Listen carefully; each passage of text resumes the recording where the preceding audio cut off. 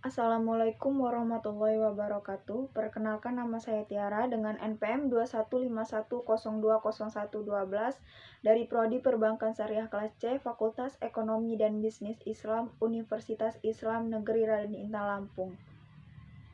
Di sini saya akan membuat tugas video untuk memenuhi tugas UTS mata kuliah Qiraatul Quran dengan dosen pengampu Ibu Diah Mukminatul Hasmi, MESY. Di sini saya akan mereview jurnal tentang Qiraatul Quran yang berjudul Waqaf Lazim dalam Mushaf Al-Quran Standar Indonesia dan Mushaf Madinah.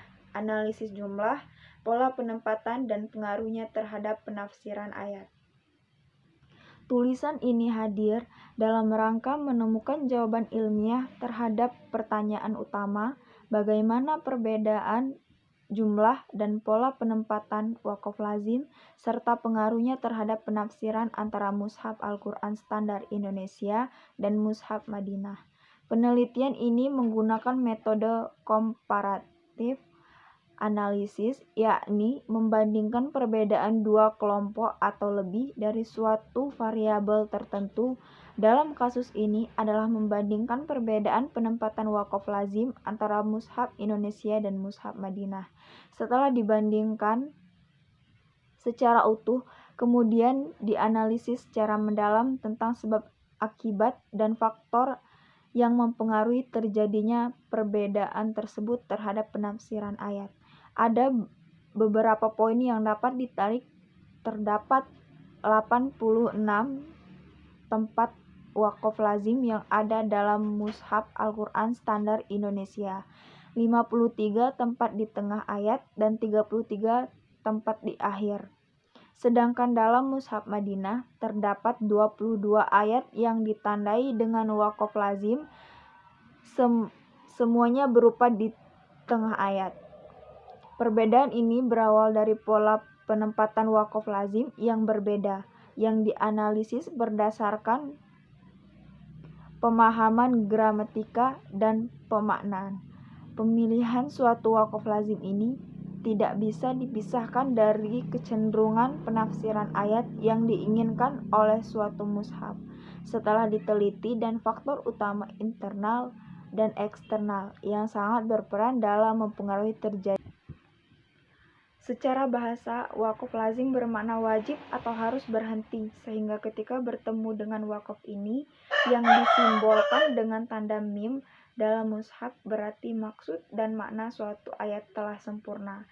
Jika seorang pembaca meneruskan bacaan dengan lafal setelahnya, maka maknanya akan menimbulkan kebingungan pendengar. Selain itu, waqaf lazim ini merupakan waqaf yang paling tinggi derajatnya, serta paling besar pengaruhnya konteks, gramatika, dan penafsiran. Oleh karena itu, riset tentang hal ini menjadi sangat penting diangkat, sebab kekeliruan dalam tata cara membaca dan berakibat terhadap penafsiran yang tidak sesuai dengan apa yang dikehendaki oleh ayat tersebut.